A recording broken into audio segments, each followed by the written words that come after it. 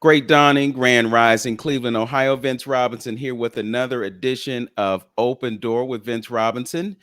Today, I have a special guest. And I always say I have a special guest, but today I have a special guest. She is actually one of my favorite people in the entire world.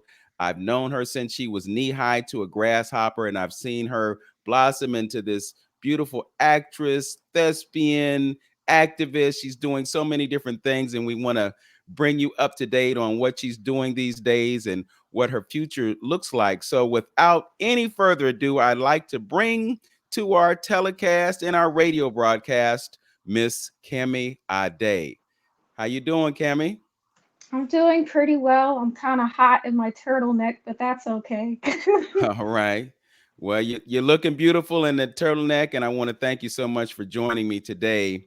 And with all transparency, this is an interview that I have wanted to do for a long time.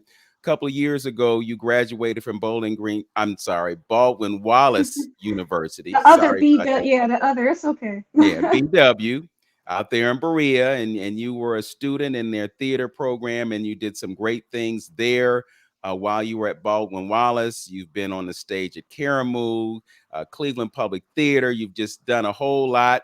But I'm taking a departure from what I usually do on the show. My last guest was 79 years and 5 months old.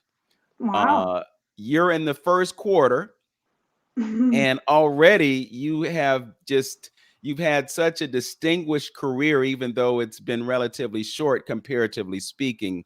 But I just want to talk to you about your career and talk to you about a few other things that may not necessarily relate to theater, but just to get your perspective as a young person navigating the world that we're in today. But why don't we start with the life of Khemi Ade?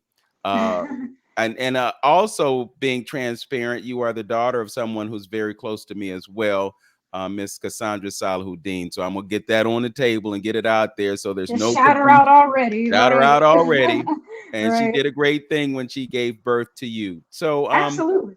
yeah. So tell us first of all where you started, and I know you lived for a time in New York and other parts of the country, and you eventually ended up at Bedford High School. But tell us tell us about the first 18. First 18 years of my life. Well, this might be a little TMI, but it's a fun story to give because, you know, it's basically a part of who I am today. So, before we get to the actual TMI part, here's the prologue, I guess you would call it. Yeah, prologue. So the prologue is my mom would always tell me the story about how when I was in her womb and my she and my father were there for her, I guess checkup when you're pregnant, the ultrasound. And she said they looked at the ultrasound screen and basically I did this to the camera, like I waved. And so that's basically, the precursor as to who I am because I'm just, you know, I like to believe that I'm very much otherworldly. And that's not at all in a cocky or arrogant way. I always, as a child, felt very different. I felt very in tune with things and just very much earthy and just love to be um, just out into the world. I don't know, like the world was my jungle, the world was my playground. It still is. I still live by that. But that's the precursor. The next thing I would say that adds on to who is Khemi Ade. Basically, I burst into the world. Take it what you will of what I mean by that. At my birth, it was literally a grand entrance. So I think from birth I was supposed to be performing, entertaining, whatever the case may be. So even when I first stepped into the world, I was like, hey, look, I'm here. I'm here to rock this world. And I'm still here to rock this world. But that's a little bit about me that I love to share. But besides that, yes, I was born in Texas. I was born where I was around other kids that had military parents like I did. My mother was on active duty from time to time, so I had a stay-at-home father, which now looking back, that was pretty taboo. I feel like in today's age, that's actually more common, which is pretty cool. I'm definitely the one that's like a rebel in regards to embracing the unconventional. And my life is definitely very unconventional, just based off of what I just shared anyway. So there you go. But yeah, I loved being there, just loved being around a colorful, um, just a colorful amount of people. Like there were just so many different types of families. And I just really enjoyed being a child. I really enjoyed just playing. And I also used to be homeschooled. So, I also have that background of my parents were my first teachers. And that just carries with me to this day. And I'm very grateful for it. And of course, it came with its hardships, but we all had to start somewhere at any age. Fast forward a bit, we had to, due to unfortunate circumstances with my family, we had to move to New York City. At a point, we were living in Harlem, but then my grandmother was like, my grandmother, as on my father's mother, she was like, I'm not having, my grandchild living in those type of conditions. So thankfully, she took us under her arm. And so we were with her. And then again, due to other unfortunate situations, my father was sent away. So it was really just me and my mom and my brother for a long time since then. My mom was working a lot, and I was still a playful child, but I had a lot of time alone. Not saying it was like good or bad, but it definitely played into my development, and I don't feel too sad about it anymore because it really helped build character. And I feel like if it weren't for those moments, maybe in my acting, I wouldn't really have somewhere to pull from. But yeah, I'm grateful for that time, but it was rough. It was pretty rough. Like New York is, them kids out there, they're mean. Them kids are mean. Oh my God, they are so mean. And but they were so mean, but they were so, again, colorful. All the type of ethnicities I was around, and personalities and backgrounds, and character. There was just so many characters from New York that I still reminisce to this day about, or me and my mom still talk about. So again, very grateful for being out there in such an environment like New York.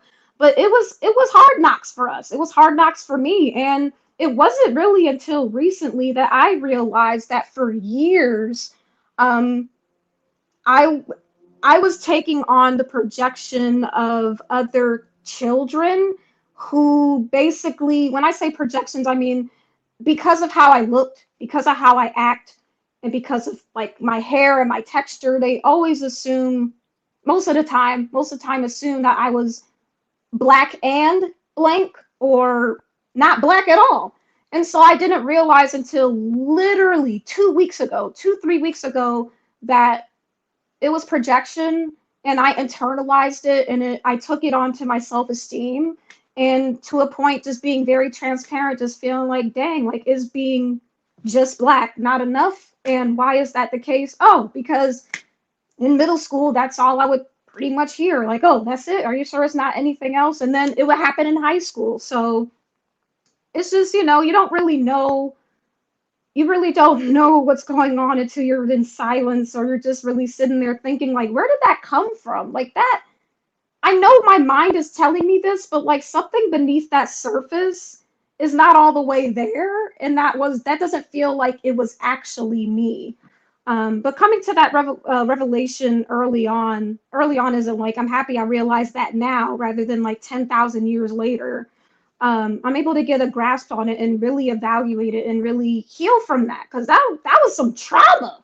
I didn't even know that was trauma until, again, recently. I was like, oh wow, that made sense why my self-esteem was like this, or why I felt the way like this, and my confidence was always feeling rocky. Like, I get it now. But besides that, we moved from New York to go to Bedford High School, which is also the high school that Halle Berry went to at some point many years ago. But yeah, that's actually when I feel like that's when I solidified for real that, yeah, I really want to do performing. I want to act. And the specific moment was when it was my freshman year in high school, and we were doing Grease. And I was like, okay, well, let me, try it out. Why not? I've always been into the arts. I love the arts. I've been born and bred into the arts by both artistic parents. So it just came naturally to me. But I remember being on stage maybe the first night that we performed, and I was playing Miss Lynch. And it's funny because I was the youngest in the cast playing the oldest character, the irony. And I remember just looking out into the crowd, and I just felt this rush of something that I felt maybe before a little bit, but now it just felt like it grew. And I was like, I want more of that. Whatever that is, I want that. And this world, whatever this is for me. Like, I got to take it. And to be even more transparent, because I'm really about authenticity and just, keeping it real. To keep it real, like at like what, 14, 15, I was like, this is another way for me to get attention. So at that time, I was like, great, like I can use the stage. It's like, everybody, look at me. Again, being transparent, this was coming from self-esteem issues, which I didn't know till a little later. But besides that, I still enjoyed the craft. And then a little bit before then in middle school, that's when I actually acted. That sounds weird, but whatever. That's when I acted for the very first time. And I was singing a few bars of the first bar to I Want You Back by the Jackson Five, and just feeling that spotlight energy that, which would be the precursor for the Grease thing. And then from there, I was like, this is it. That's what I'm going to be doing. That's what I'm going to be doing. That's really interesting because you talk about that early moment in your life, and then you connect it at a later moment in life, and then you had that moment where you say, hey, this is for me. The light bulb goes on, and then in a few months, maybe a year or so, I don't know exactly what the timing was, you find yourself cast as Dorothy in The Wizard of Oz. Yeah, I actually have a story, a little story. It's like a more spiritual story. Okay, That well, was, yeah. I'm gonna let you tell that story when we come back from our first break, and I can't wait to hear it. Ladies and gentlemen, you're listening to Open Door with Vince Robinson on 95.9 FM WOVU. I have a guest this morning who I have described as a special guest. She is Khemi Ade. She's doing great things in her field and other things as well, and we're going to clue you in as to what there are when we come back. This is 95.9 FM WOVU, Burton Bell Carr Community Radio. Back in a moment. You're listening to Open Door on 95.9 FM WOVU. I'm Vince Robinson. My guest is Khemi Ade. She is an actress, and we are talking to her about her life. When we took this break, we were talking about her role in The Wizard of Oz at Bedford High School. I am privileged to have photographs and video of that performance. She hasn't seen it for a while. Perhaps sometime we can reconnect and she can take a look back at her life. But it was a great performance. I think I saw it maybe once or twice, and you knocked it out the park. But before we took the break, you were talking about that moment when you realized that this was for you. So tell us what happened after that moment and how your career as an actress progressed from that point. So, a little bit about the story before I get into that. The story I wanted to share was I don't even know what to call it, but something is for you when it keeps showing up in various forms throughout different periods of your life. And for me, that was the Wizard of Oz. So the first time I had contact with Wizard of Oz was actually when I was back in New York with the mean ass kids and with the mean kids. And I remember I had a drama teacher, Miss Smith, I think, or Mrs. Smith, either way, Smith nonetheless. And she was casting for The Wizard of Oz, and I think I was in fourth or fifth grade. And I was like, oh, let me try to be Glinda the Good Witch because I wanted to be the good character. I never cared to, be the wicked witch and whatnot. But right now, if you ask me that question, I would love to play a villain. That's besides the point. But anyway, I remember us almost doing it. We almost did the play. We were in rehearsal and whatnot, but we never got to do it because she slid and hurt her back on some ice, and she was just MIA for the rest of the semester. And that was like, pretty hurtful. It was like, dang, like I really wanted to, be Glinda the Good Witch. But then some more years later, maybe not that many years later, but my mom, she bought me a journal. And that was one of the things that she stayed doing when she was parenting me at a young age, which I really love, was giving me journals. And I didn't understand at the time like what the importance was, but I was using them journals. I didn't let them go to waste. And one of the journals that I had, or maybe one of the very first journals that she gave me, right in the beginning of middle school, was the Wizard of Oz. It was a Wizard of Oz themed journal, and it was actually a black book, and it had the red ruby slippers on the front. And I journaled all throughout that book. I still have that book. I still read it every few years just to see where I was, and ooh. But that's a whole other story for another interview some other day. But moving forward, fast forward so many years later, like 5 or whatever, if my math is right. Senior year, we do the Wizard of Oz, and the thing is, again, this is not a cocky comment, but I remember we were to do it, and they were doing casting calls, and just like, I guess my best friend was trying to tell me, like, there's no one else that's really going to be able to do the role for real. So, just kind of be prepared that it's going to be you. And I was like, yeah, whatever, being modest as I was at the time. But I still put in the work, like, but I was very serious about my craft even at that time. And I feel like in high school, that's kind of what I was known for, besides being cute in their eyes, like, oh, she's nice looking. But I was on that stage. Y'all was going to see me on that stage. So I feel like when the Wizard of Oz happened and then I got the part, I feel like not a lot of people were surprised. But I will say I was surprised about my performance, because this was my first time leading a cast and being on stage for 90% of the time. I was like, whoa, oh my God, this is a lot. But I did it, and I had so much help, and I did all that I could to really get into character, but also still bring pieces of Khemi into it. I knew I needed to play Dorothy, but I needed to make it my Dorothy, but still make it recognizable to the masses, because it's a cult classic, because it's a cult favorite. And so it was so challenging because I was being challenged on my esteem level with my singing, with my dancing. I was good on my acting. I was cool on that. But when it came to the musical parts, I was just like really hard on myself, and just being too hard on myself. And I was so young, I was so young at that time.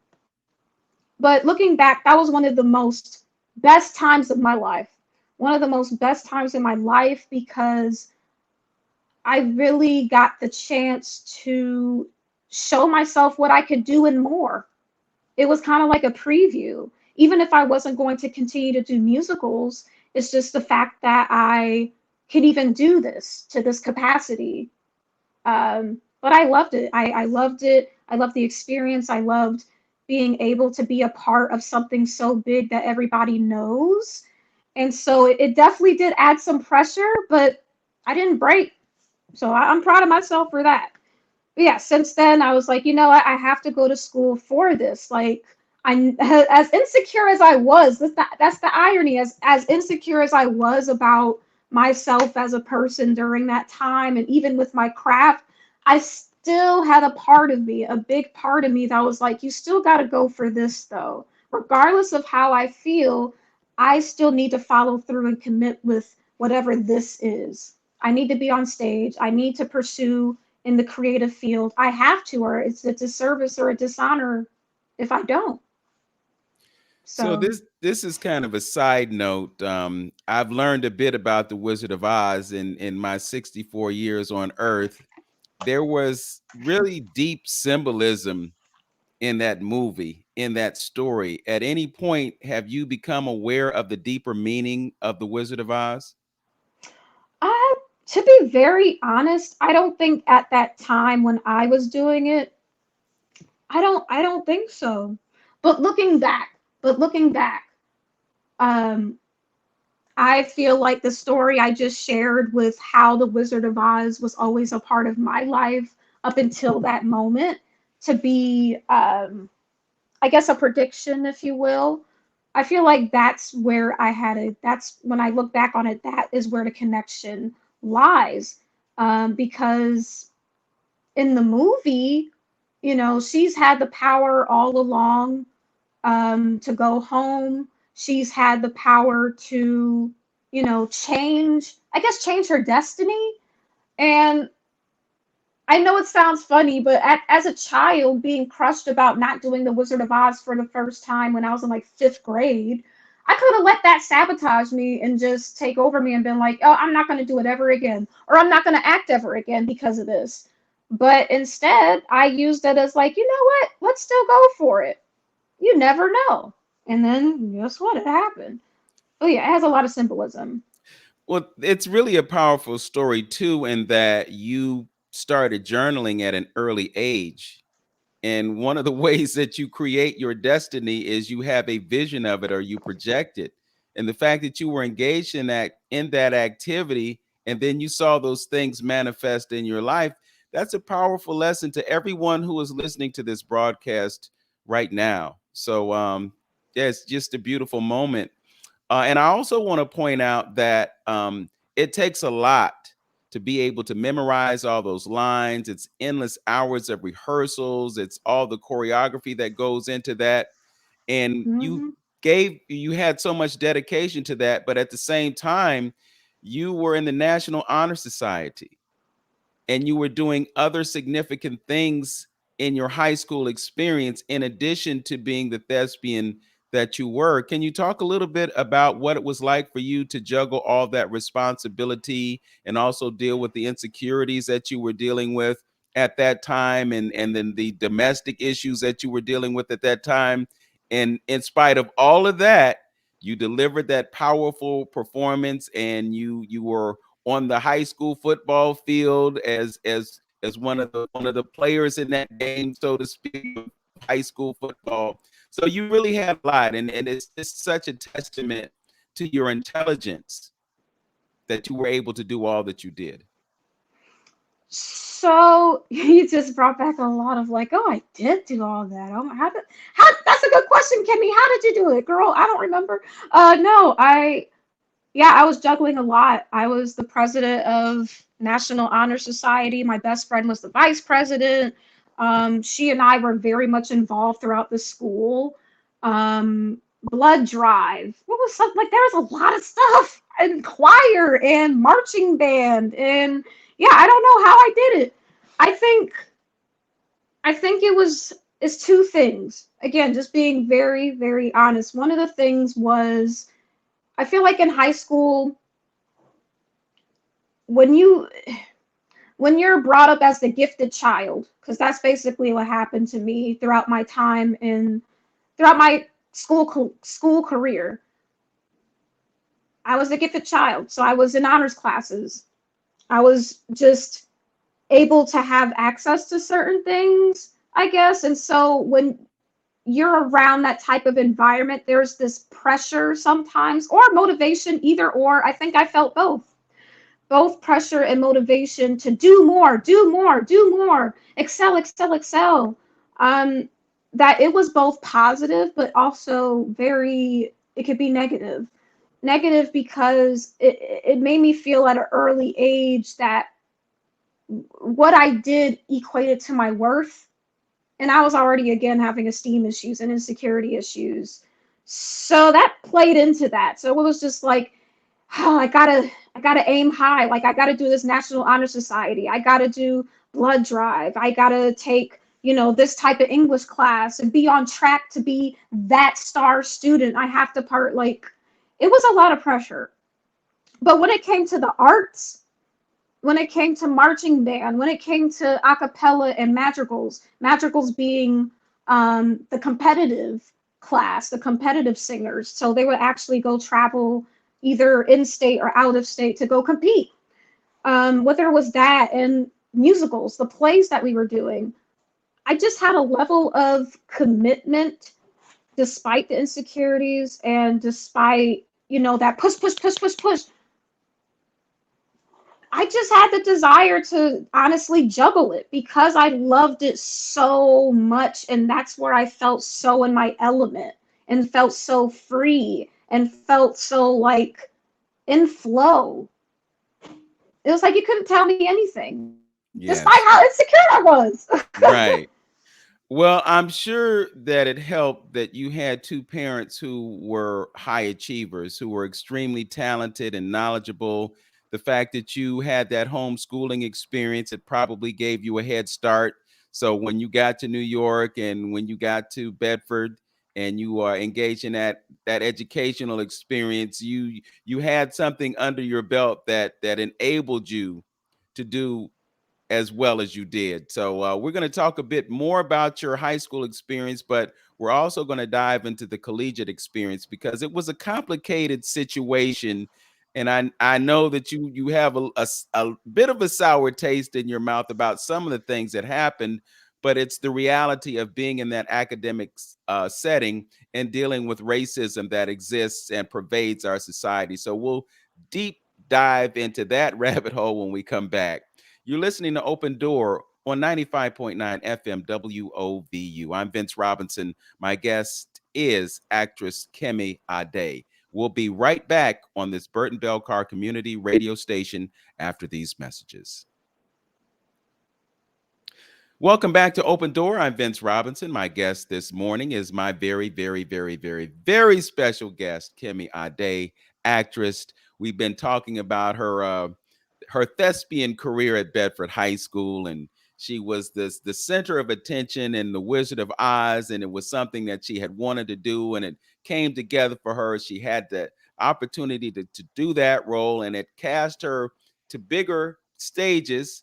Karamu, for instance, and I don't know why I want to call it's I know Baldwin so Wallace, many right? people. Yeah, but you can if maybe saying balding walrus sometimes work. I don't know, but a lot of people get it confused. Bowling Green, Bowling Green, Baldwin Wallace. everything else but balding. I can't even say it now. Balding. Y- See, Yes. you messed me up. B Dub, B Dub, B BW. Dub, There B you go. Dub. There you BW. go. University used to be a college, now it's university, and you spent some time there. So let's talk about your transition from high school to college because high school is kind of a microcosm, and then you have the macrocosm of a university and a bigger student population, and a whole lot of things that you probably didn't experience in high school. What was it like for you to make that transition and to continue developing the craft of acting? Oh, well, I'll start out by saying my mother has always, always, always told me before I went off to college, Kemi, the world is literally just a bigger high school. That is it. It literally does not change that much. You still have the people that are like bullies, you still have people that are like popular, whatever. And even beyond that, it's still giving high school vibes and how people act and whatnot. So I really kept that in mind. And we were actually just talking about this the other day. I was like, Mommy, I'm just realizing, like, wow, like even in my almost mid 20s now, um, life really is just a big old high school still. Wow. I thought, it changed. Nope. So to go back to your question, how was the transition for me? Um, it was exciting. I had the privilege to, I had the privilege to go somewhere that was, for one, my first choice that I was very excited about. And it was also a place where my best friend and I applied to the same place and we both got in. So there you go. And we were able to be roommates. And then from there, I was able to meet another amazing best friend of mine that, now we're all the three musketeers to this day. So I'm happy that I went to BW because I met amazing people from there, like my additional best friend now. And just it was a tough time. And I needed those hard knocks though. I needed those hard knocks. And as excited as I was, I will say I was feeling disappointment. I was feeling disappointment because I think it was with myself too. It wasn't just with the institute. It was definitely me too, dealing with, like, when it came to auditions, past a certain point, I felt like I wasn't I just wasn't disciplining myself to like put myself in the best predicament where I wasn't feeling like I was rushing to the audition or rushing um, to, I don't know, just to audition. Like I would literally wait last minute to memorize my monologues and go to the audition and then get upset when I didn't get cast. So I feel like it was split. It was split between the university and myself with the disappointment. Now with the university, I don't know. It feels like it's just a lot of, I feel like a lot of Black actors, a lot of Black thespians that come from PWIs, mainly white institutions like the one I went to. I feel like we sing in the same song. Like where's the inclusivity and the diversity of the seasons when it comes to the performance seasons, when it comes to the catalog, you know? So that's what disappointed me for sure. I mean, thankfully, I will say this: in my freshman year, I did snag a spot. It was an understudy role, but I did get the opportunity to work with a Black woman director, and it was for Intimate Apparel. And actually, that was my that was a role that took me out of my comfort zone because I was playing a prostitute. It was fun, but it was definitely taking me out of my comfort zone. I was like, oh wow, like this is the first role I get when I'm in college. All right, I'm gonna remember that. Well, Khemi, if I could interrupt, I saw that performance, and it was really amazing to me to see how you pulled that off, knowing what your experience level was that time in terms of the character that you were playing. And it was like, wow, she knows it so well, but it's so far from who she actually is. And it's Hmm. really a testament to your ability to act, because that's what it was. You were acting. You weren't being you were being whoever you put in the spirit or the energy of that character. Yes, yes, I agree. And to be honest, it was a fun role. It was fun. It was a fun experience and bonding with the cast at that time. And again, being directed by a Black woman, I was like, whoa, okay, I'm very fortunate because I never got to see it again in those other, years that I was there to my knowledge. So I got it right when I stepped in. And I don't know, it just something about sophomore year was just depressing.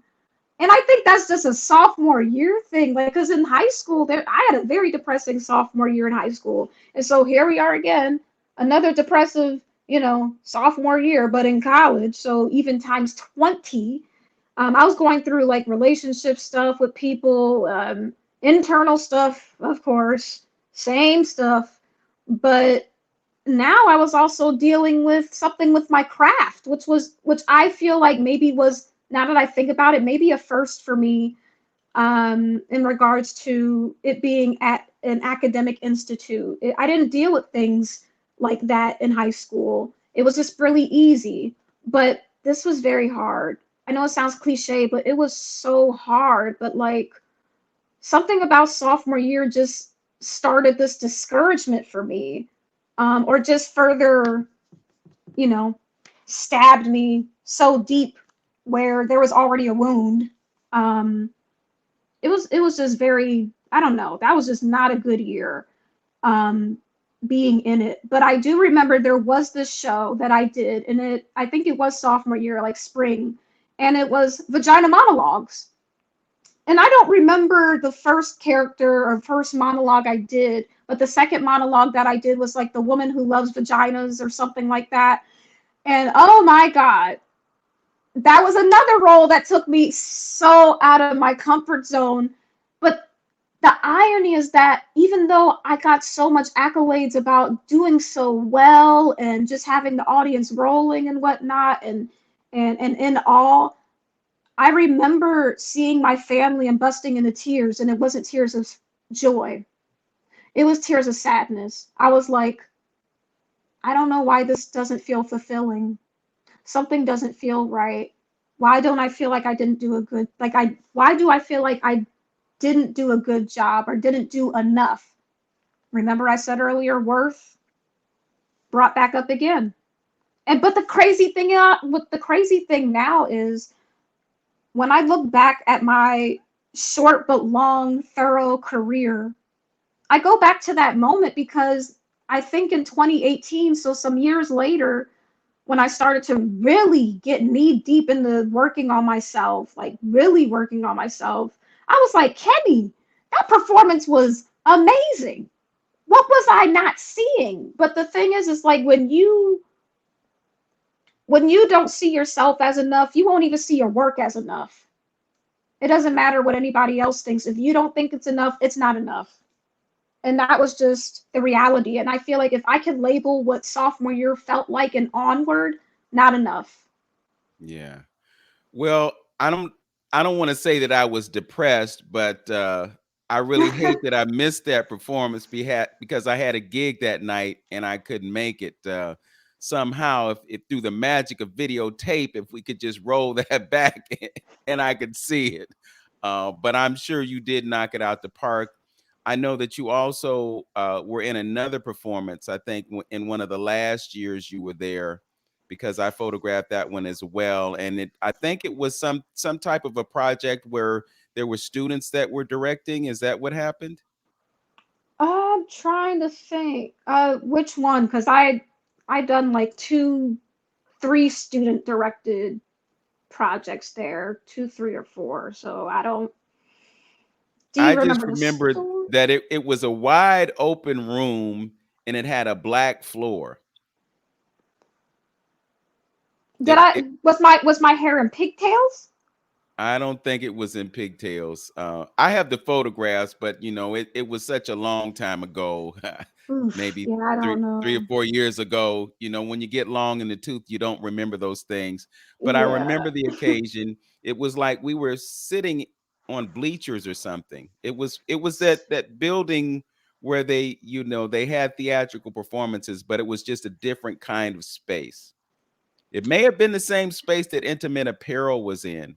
Okay, so the black box theater. The Yes. black box. So I don't know what student.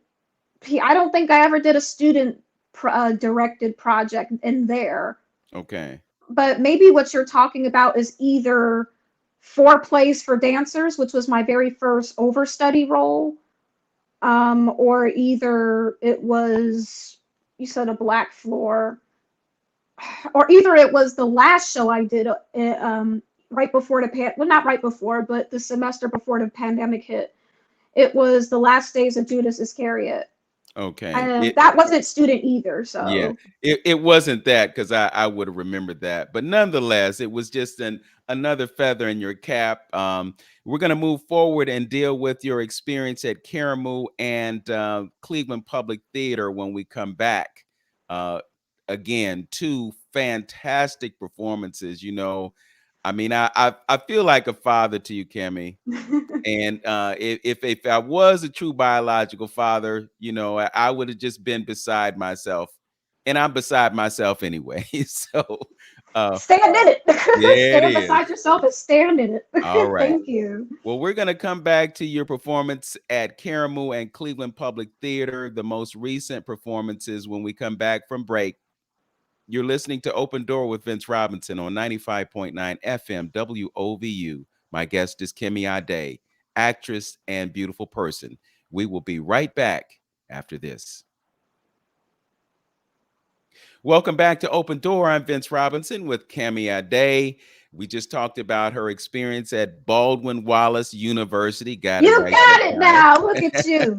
Bravo. And we're gonna move forward to some performances that she did on even bigger stages. One is Karamu. It is the oldest Black theatrical institution in the entire country, and she's been on that stage more than once. Can we tell us about your experience at Karamu? Tell us the name of the play and what your role was in it, and what the experience was like. So I always got a story for something. So the prologue to that story is again going through self-esteem issues and whatnot, and craft issues. Craft is in like acting and whatnot. Um, and I just remember Karamu sending out a casting call, and their next season was going to include, I think, one or two straight plays and one musical. And I remember telling my mom, I was like, you know what? I'm pretty scared, but I'm going to go for it and I'm just going to audition for experience. Meaning, I'm just going to show myself. I'm going to bring my work. So do crush the audition and then leave.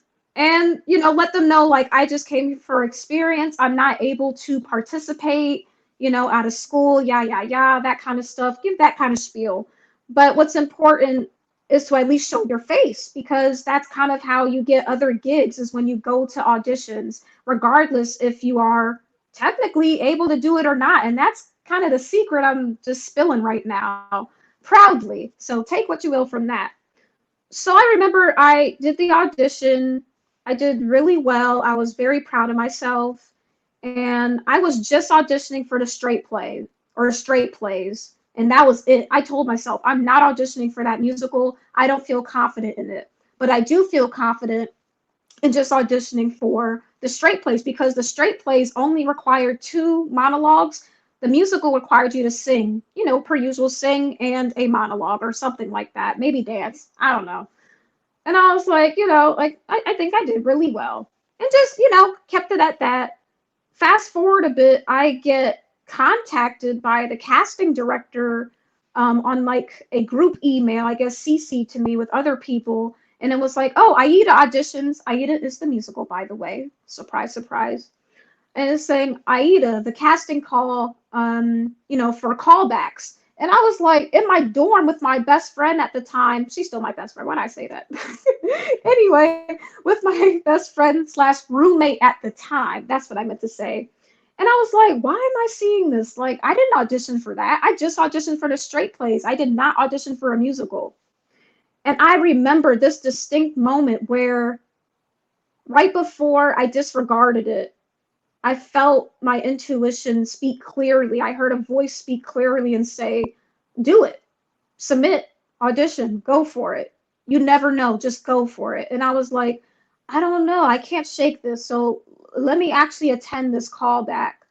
And you had to prepare with songs and timing of my life, because during this time that I heard back from Karamu with the first round of callbacks for Aida, the musical, I was taking a singing for actors course. I was like, and I knew in that moment when I saw that email and when I had that gut feeling, I was like, that's perfect timing, because I already have music prepared to sing for them. And this was the other kicker. That callback, that the email that I got, they said the callbacks were like tomorrow or the next day. I just so happened to be prepared without even knowing I was prepared. So I was like, this has to be set in stone. I'm just going to go for it. I know I'm scared as all get out, but something about this, I need to go for it. Long story short, turned out to be an amazing experience. I got casted as a chorus member and as an exotic dancer for one of the scenes. That was super fun to do. And I just had an amazing professional theater, my very first professional theater experience, and paid that too. So I was like, wow, I can actually say I'm a professional because I got paid. So it was like a lot of beginnings going on for me, a lot of new beginnings going on for me. And I met so many amazing people that I still see on social media till this day. And I'm just like, wow, I worked with that person. They were like so great. Or I'll see them in productions now and I'm like, here from Aida. There's actually one actress, the one that played Aida. I keep seeing her, but we're pretty cool. So this is funny whenever I see her in something that I'm in. I'm like, here we are again, huh? For the third time.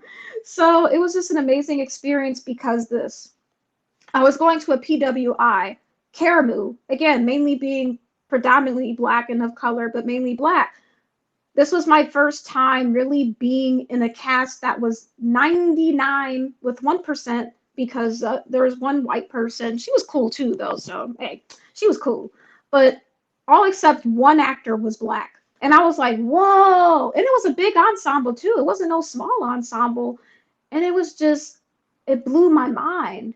It really showed me like, you gotta listen. Like when life calls, when your gut calls, when spirit calls on a spiritual level, you gotta pick up the phone. Pick up the phone. Thankfully I did, because it's not only on my resume, but it's something I still to this day, I'm so happy to have had happen for me. in the timing that it did.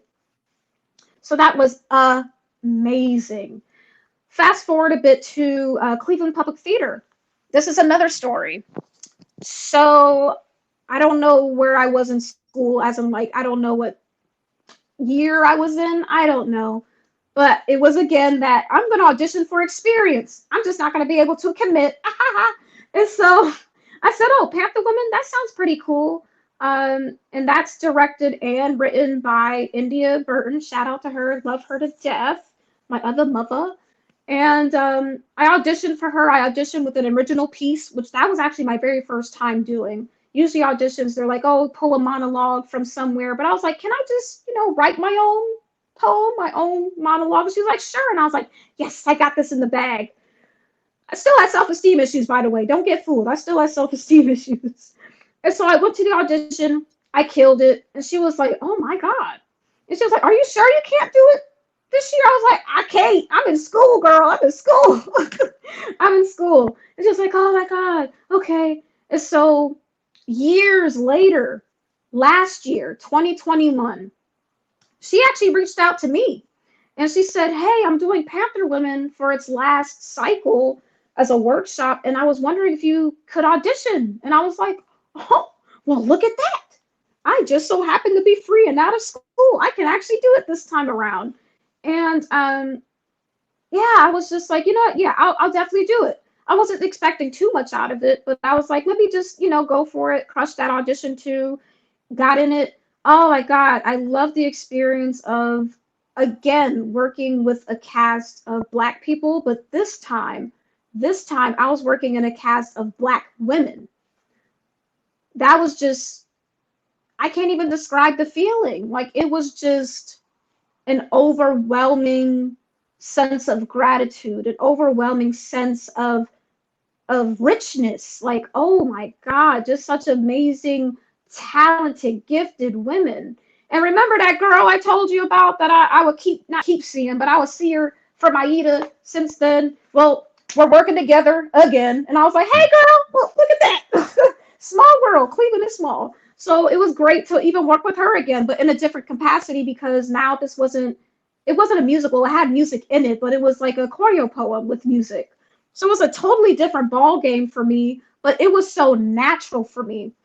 But one of the biggest takeaways that I took from that experience, I was at a point in my life, because we did this performance, we did Panther Women in last summer. That was the very first time that I can even recollect ever where I was in a position where in my self-esteem, I was sound and secure. I was actually confident in who I was. I was confident in my craft. I was taking it seriously without beating up on myself too much, at least, as opposed to like in college. And I was really enjoying it. And I don't know, it was just very liberating. It itself, but also the process I was actually able to enjoy. Because at a point, I was going through a really big depression before the pandemic hit. And it was actually during the last days of Judas Iscariot, which was the very last show I ever did at BW before graduating. And I remember, like, I just didn't want to act anymore. I was just questioning so much about myself. And I was just in a very dark place, a very deep-rooted rut.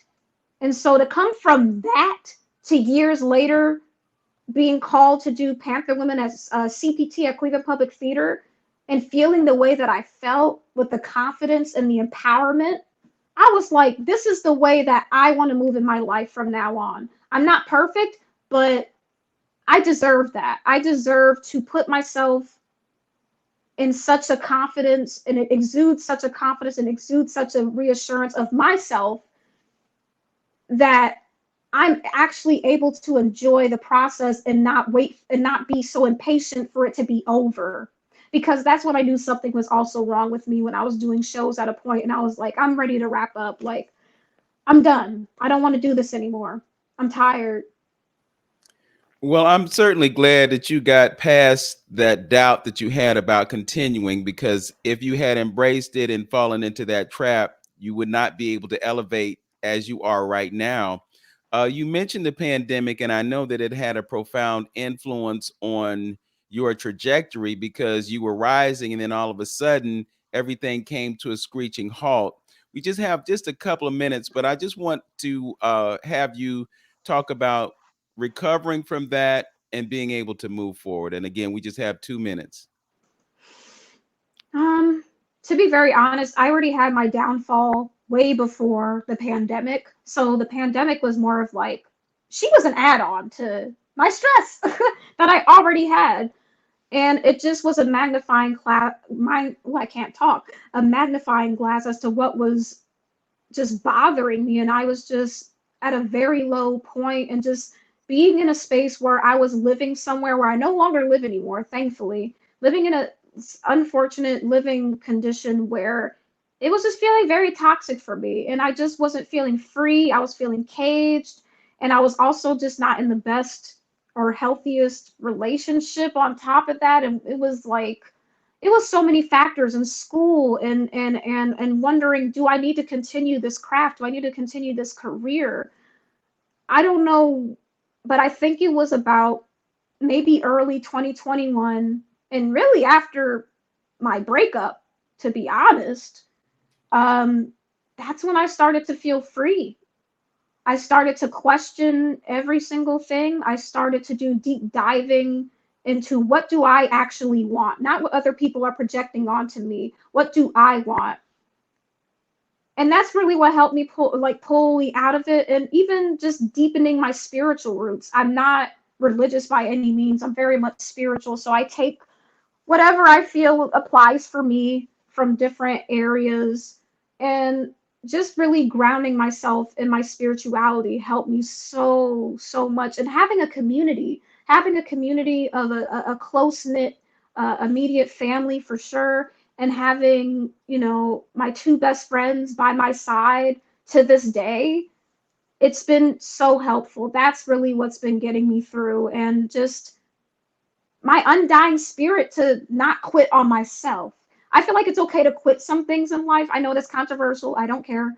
But to not quit on me, that's another level of I'm not doing that ever. Quitting on me is just clocking out for good, and I'm not here for that. I still have yet to experience the endless possibilities that joy has for me in life. I still have more experiences to add on to my joy. I heard that from somewhere the other day, and that is basically how I'm living right now. Okay. Well, I'm certainly pleased to hear that. I'm flashing your social media on the screen for those who watch this, and I will post it to the YouTube post when that comes up. Khemi, it has been an absolute joy and pleasure to have this conversation with you. I wish you nothing but success, prosperity, and abundance in your future, and keep doing what you're doing. You're an old soul in a young body, and you're doing it big. Thanks for joining me on Open Door. Thank you. Thank you for having me. And again, follow me on my socials and hit me up. I'm pretty social if you can see that. All right. All right. And thank you for joining us. This is Vince Robinson with another edition of Open Door. Know yourself, love yourself, be yourself, make today your absolute best day. Peace.